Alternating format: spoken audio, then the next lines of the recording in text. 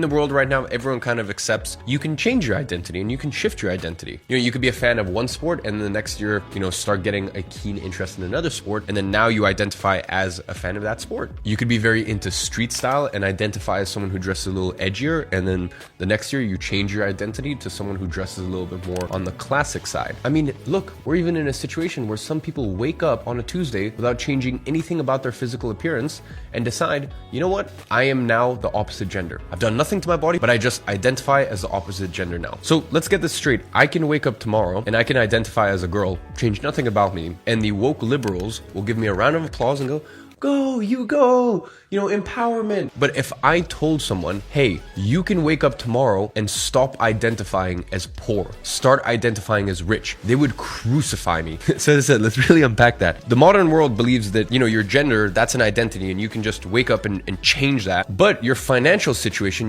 that's not, you don't identify as poor. All those people who have no money, they don't identify as poor. How dare you? It's just a very funny world we live in, huh? You need to understand that your financial situation is 100% an identity. Now, bear in mind, 200 years ago, I would not have said the same thing. I mean, really, ever since 1840 or something like that, when the Bible actually got translated from Latin into English, basically ever since like the last 500-ish years, information has started becoming democratized. People can pick up books and they can start reading. But the point is, even let's say 100 years ago, it wasn't the way it is now. The way it is now, literally everyone watching this can log online and get the same information that someone else used to go on to make $1 million, $10 million, $100 million.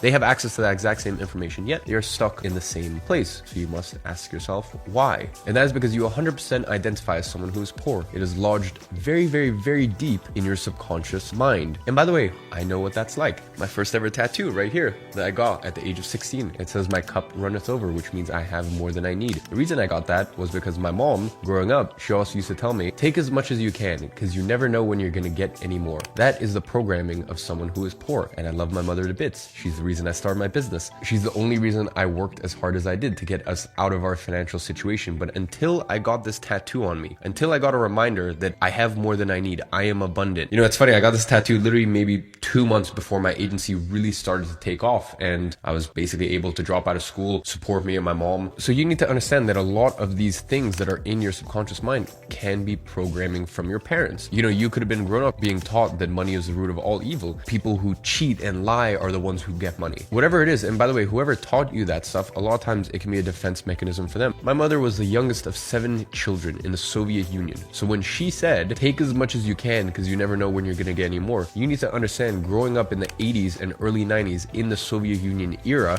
that is a true statement. So you learn and you get programmed with these things from a young age, and then unfortunately it becomes this cancerous thought for the rest of your life. So just like the first point, you should be able to look at your situation and unemotionally evaluate that you are not where you want to be financially, yet you should still be able to wake up the next morning and instantly identify as rich, instantly identify and embody the characters and the mindset and the trait of the version of you that is financially abundant. When you change your identity, you change your life. One of the big issues why people do not change their identity or their money beliefs is because they believe that money is scarce.